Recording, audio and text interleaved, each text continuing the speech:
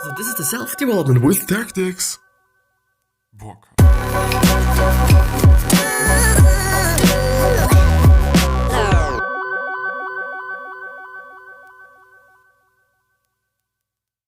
So today we're gonna talk about that. Today I learned Subreddit, which is I think kind of the second time or something that we're gonna go through this, or that we're going through this.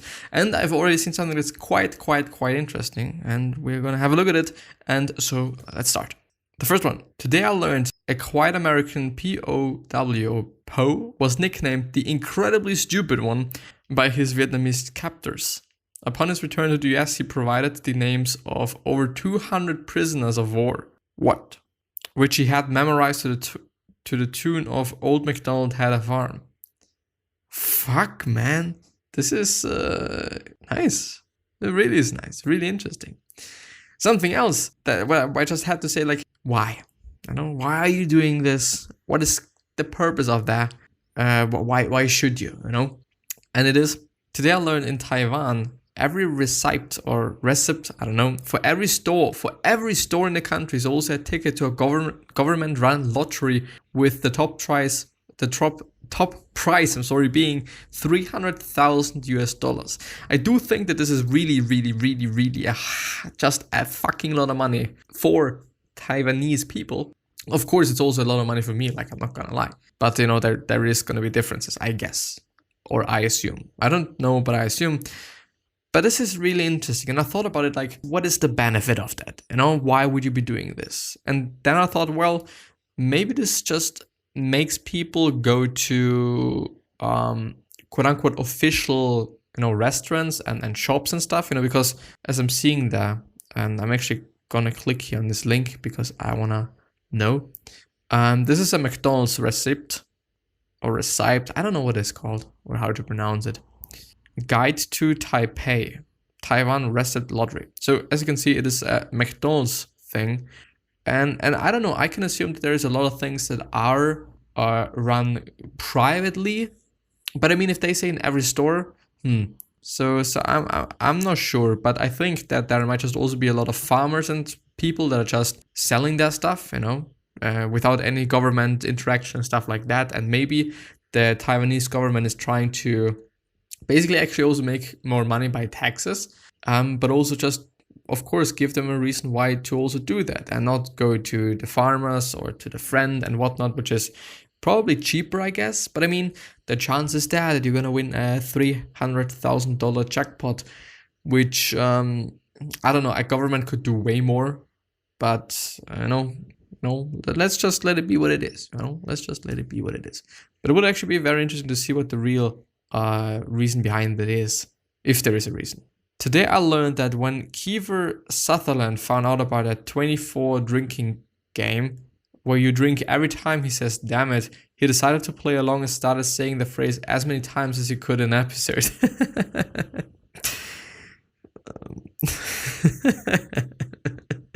Just imagine it, like you oh my god. Today I learned Al Capone set up an empty storefront with a bookshelf, a broken piano, and an old table, and old tables and chairs to look like an antique store. With advice from a friend, Capone learned to carry himself with the air of a legitimate businessman. Capone printed cards that read, "Second-hand furniture dealer." The question is, why did he do that? Which is not said there, but I see that it is an NPR art. By the way, an NPR article. And by the way, there is a lot of entries to the Today I Learned subreddit from NPR. Like, it is insane. It seems to be the case that a lot of people are finding some really cool things there. But it's cool, I guess. I don't know. I mean, like, yeah, did he use this to sell drugs and still kind of feel good or something? Well, I don't know. Today I learned in the ancient epic Mahabharata. I just remember something right now. I gotta have to take care of Father's Day, and I have to think about something. The king Yudhishthira reaches paradise, but is told his dog is not allowed. Shocked that his dog could not be allowed in, the king chose to return to Earth or go to hell. The god then reveals it was only a test of his virtue and allows both in. What's their point of doing that? I mean, I get it, like, just testing shit. And well, anyway. Today I learned that in 2013, 9 lost episodes of Doctor Who from 1968 were found in the storeroom of a TV station in Nigeria. But the question is why? Why are they there? Or why have they been there? You know what I'm just seeing? Oh no, it's right. I thought that I haven't just pressed the recording button. Because sometimes it's happening. Today I learned there was a mysterious disease that existed in Guam. It was the leading cause of adult death between 1945 and 1956. After the World War II, fruit baits were part of the local diet. What are baits? Local diet at the time and became extinct as a result of overhunting. Well done, motherfuckers. A decline in fruit bait consumption led to a decline in incidence of the disease. I'm such a fucking dumbass. Fruit bats. It's a bat. It's not bait or some shit. It's a bat. Which is like this flying motherfucker. By the way, interesting story. It's been in the night of... Well, it's actually been in the morning of yesterday. On Friday. Today we're having Monday. And in the night of Friday, I was sitting there because I wasn't able to sleep. I was sitting just in front of my window, looking out of the window and just being like, maybe I'm just going to chill a bit and then I'm going to hopefully be able to sleep again. Which kind of turned out to, I think, not be the case, I guess. But what I've seen is a fucking bat flying into my room and returning quite the second it came in. Which is really interesting. I mean, like, I thought, well, did this thing figure out that it is just a room and that there is human beings in there? I don't know, but it's been pretty interesting. And then I said to myself, well, no, not gonna do that.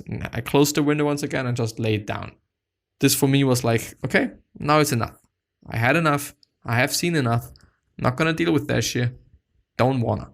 But yeah.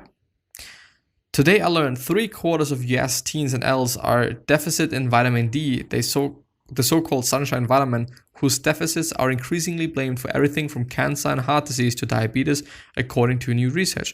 And I've also had problems with that, and I've also seen that I'm just really lacking in it. And as I've been just replacing it with supplements, which you can easily do by just buying some supplements, but I've gotten some drop thing to just dissolve in water and then drink. I don't know what's better. I don't know what's more convenient for you or to you, I guess. And yeah, but a lot of people actually do have a deficit, that's for sure. Today I learned indentations on plastic milk jugs have a purpose. The soft, flexible plastic design will bulge if the milk has spoiled, which allows extra room for expansion in frozen and absorbs damage from falling. I see. Okay. Well, we don't have those jugs in Austria, or I think in Europe in general, because we're having those paper things. You know, we are not having anything out of plastic, but we're having those paper big things. And yeah, I don't know if they're better. You're of course not able to just put a fucking gallon into it. Would I buy a gallon of milk? I don't drink milk, so I wouldn't anyway. But you know, I assume that some people like to do that because of whatever reason. I don't know. Today I learned that the Nazis' anti-Jewish Nuremberg Gesetze, Nuremberg laws were somewhat influenced by the American South Jim Crow laws. I don't know what they are, but interesting.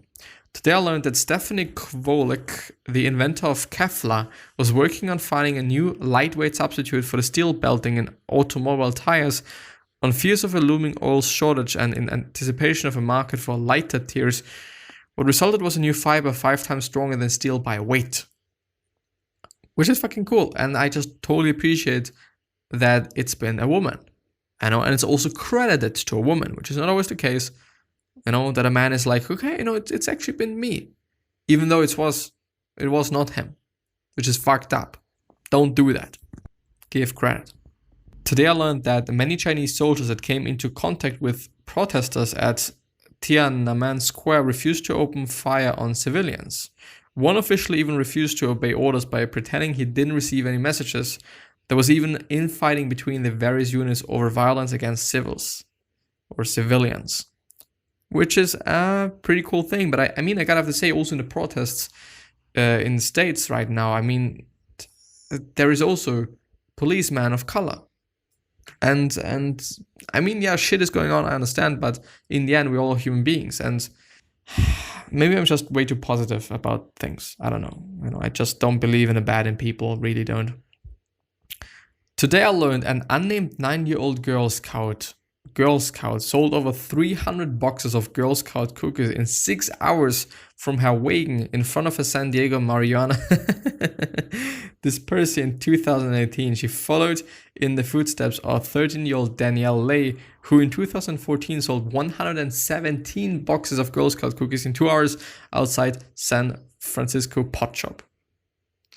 I mean, either they all thought, well, these are fucking great cookies, with a little bit of weed in them. And or they thought, well, I just am really fucking hungry because of the weed. And then they bought it. I don't know what's true. Could be both.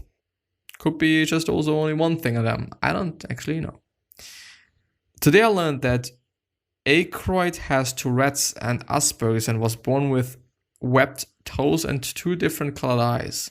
He also has strange obsessions with law enforcement and ghosts, which later led to the idea for Ghostbusters.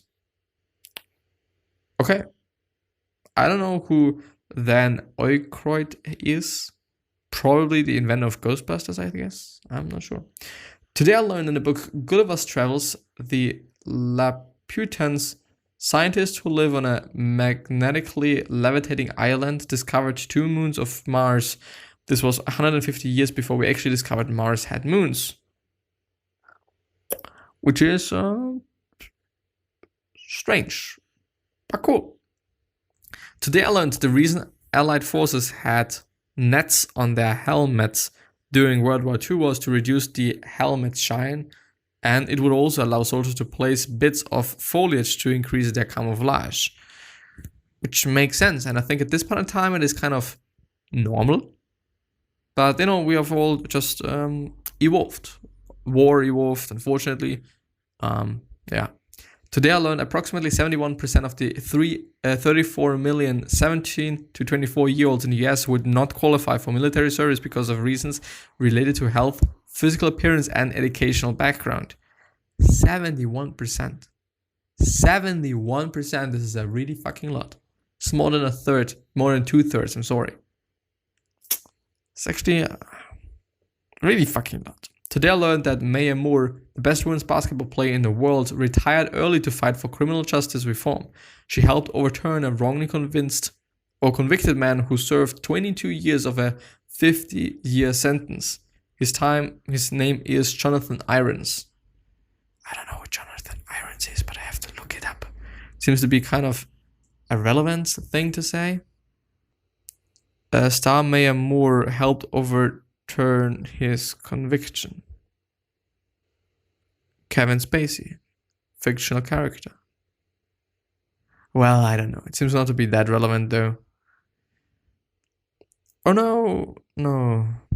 Well, anyway, there it is. Today I learned that Alice Cooper was one of 9 donors to restore the Hollywood sign in 1978. Cooper's donation, which is the second O, was made in memory of Groucho Marx. The second O. Which one? From the right, from the left. Today I learned Winston Churchill suffered a landslide defeat in the 1945 United Kingdom general election following the war. Yes, he indeed did. Today I learned humans have developed injections containing nanoparticles which, when administered into the eye, convert infrared into visible light, giving night vision for up to 10 weeks. The question now is it healthy? Probably not. Is it cool? Yeah, it is. Are you going to be able to sleep? I don't actually know. It kind of feels like semi, yeah. I mean, okay. I mean, if you just close your eyes, then it's going to be fine. Do you notice it? I actually do want to check it out. Popularmechanics.com. I don't know this site. I don't know if it is trustworthy. Troops could have night vision injected into their eyes. The procedure would do away with bulky, electrically powered goggles. Yeah, but we've just... Yeah, well, researchers in China and the US have created injectable night vision that works in mice. How do I know? If the technology transfers to humans, it could mean doing away with large, cumbersome night vision goggles for troops. The only problem, the process requires injections into the eyeball. Yeah. In the near future, US troops could trade in their night vision goggles for a direct eye injection that allows them to see in the dark. The process being developed by scientists in both the US and China has already proven successful in laboratory mice. The researchers are confident it would work in humans too. Today, US troops wear large goggles to see in the dark. The devices use infrared sensors to pick up on heat sources, painting an image of a person's surroundings based on radiated warmth. I see. Night vision goggles, NVG, while effective, are expensive, bulky, and require electrical power to operate. NVGs also heavily restrict the wearer's field of view, making it similar to viewing the world through a pair of toilet paper tubes that can create a false perspective of wearer's surroundings, which in wartime could prove dangerous.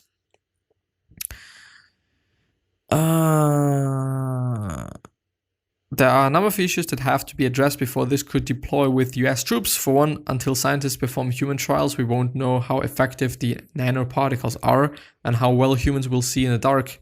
It is subpar to current night vision goggle technology. We don't know if it can be meaningfully improved.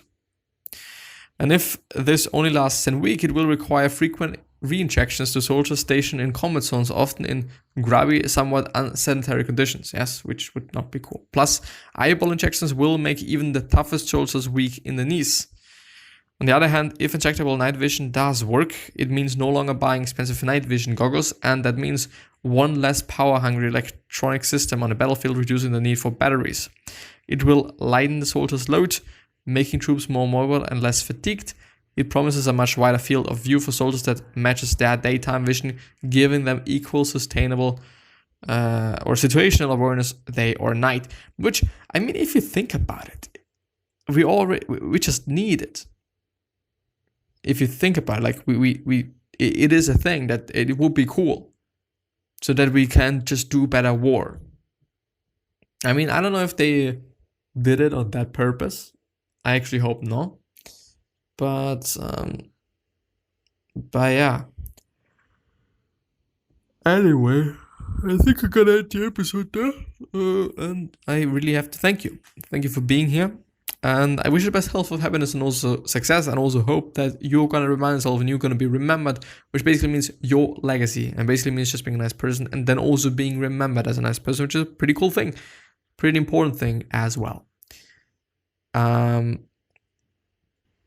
3 other questions that I have for you are: why are you here? What are you trying to change? And what is bothering you the most? These 3 questions hopefully going to show you your purpose and maybe even a business idea, which is a cool thing. And I don't know if I've already said it. I kind of feel like I have. But anyway. Another question that I have for you is: what could you do? What could you say? What could you make? What could you create that is really going to change somebody's life? Because I totally believe that you can, and we all can. And so why shouldn't we?